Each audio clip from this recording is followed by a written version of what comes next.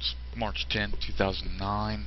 I'm doing this document not to argue the point that anything bad is going to happen, but I believe it's time to let you guys know to prepare for the worst. Excuse me. First off, the economy is in bad shape. No matter how positive you want to make Obama seem, or how Obama makes the situation seem, the housing bubble has popped. The national debt is stupid, and the stock market prices continue to fall. What I'm reasoning and questioning on this video is how are you preparing? If you was to go back to Katrina, a lot of people did not prepare. A lot of them lost their homes, jobs, had no food, money, anything.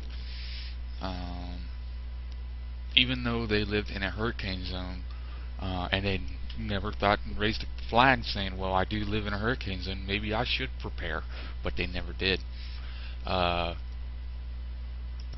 Regardless if you agree or disagree if the depression is coming, you still need to listen to this. This isn't just some kind of conspiracy or anything like that.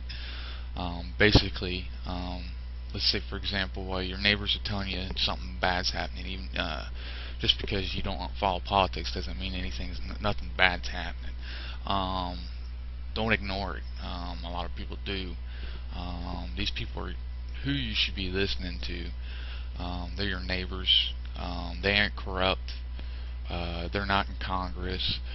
They're telling you these aspects of their life, from their life, as a friend.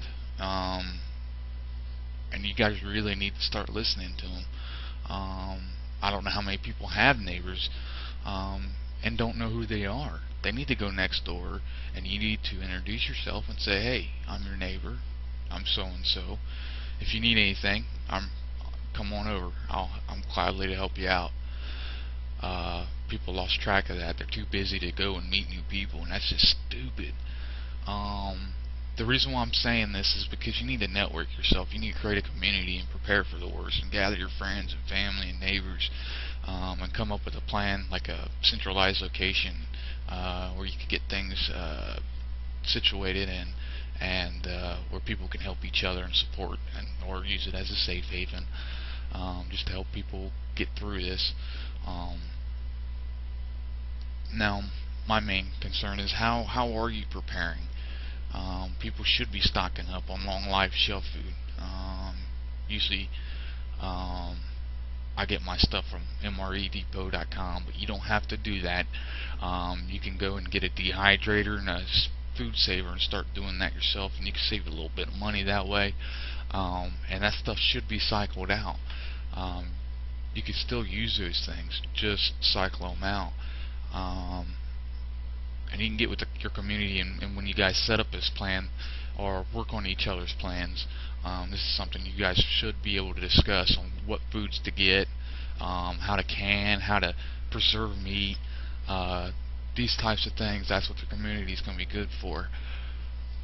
Now, for those that aren't preparing, you guys need to listen and wake up. Your friends and family are telling you things are getting worse. I'm telling you as a human being. I'm not telling you from a political standpoint. I'm not trying to prove a case.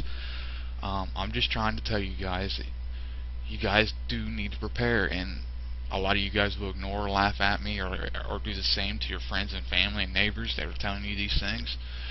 But these are the people that are going to be helping you when you don't prepare, and you just laughed and ignored at them. Ignored them from them telling you this.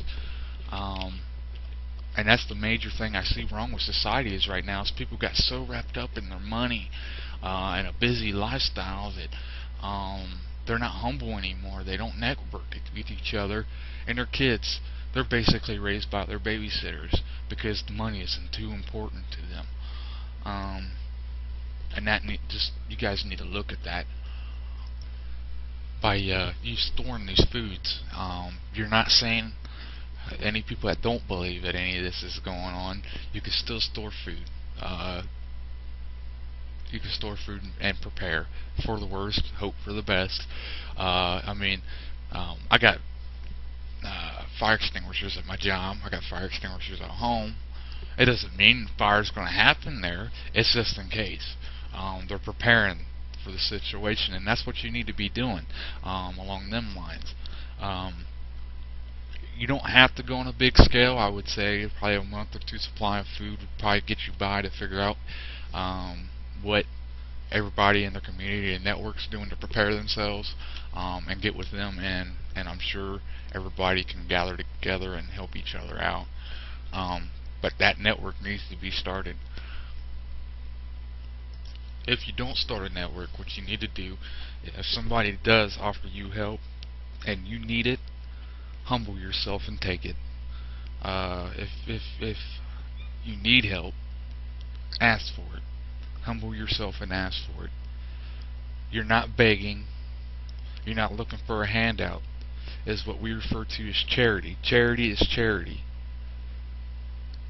And that's because we want to help each other out. So by you donating to a charity, does that mean you're giving it to somebody that's begging or asking for something? No. You want to see that person succeed, and you're helping that person out. And people lost track of that. They lost a long time ago. Lost track of that. That we should be helping each other out with our goals. I hate to say it, but the Freemasons do exist. Okay. A little off topic, but yet it's going to support my point. They have a brotherhood, and the brotherhood, within the brotherhood, they assist each other to achieve each other's goals, and that's what your community should be doing. You guys should be setting goals for your community and setting these goals up and putting them in line and helping each other achieve your own personal goals. You need to be more family oriented. You need to help each other out with each other's kids. Morals and values are lost because people aren't raising their kids, and the only morals and values they're getting is from the TV they're watching, which is cartoons and everything else that's rotting their brain. Computers. I hate to say it, the internet it's a big thing, a big issue on why kids are doing what they're doing. But first off, you need to be a parent, and then money should come second to raise your kids, feed your kids. I'm not saying that don't work, but I'm saying there's a whole lot of things that you can cut in your life where you don't have to work so much, or work two jobs, or have the mom and dad both work. So that way you can raise your kids. You love your kids. You want the best for your kids, and that's how you do it. It's not important if your kids are wearing the nicest clothes, or you're having the nicest car, the nicest house. Trust me, if you do everything with your family or your network of people, if you don't have no kids, you will be fulfilled. You will be happy. And I want to leave it at that. I want to leave it an open discussion, because I want you guys to go ahead and post on the forums and put your thoughts in on this. And I want positive reaction. I don't want people bashing, because I will remove it. That's all there is to it. I will remove it. This isn't here to debate. This is here as setting up a network or community. And people need to understand how to do that, and that's why I'm doing this. So I'll see you on my next document.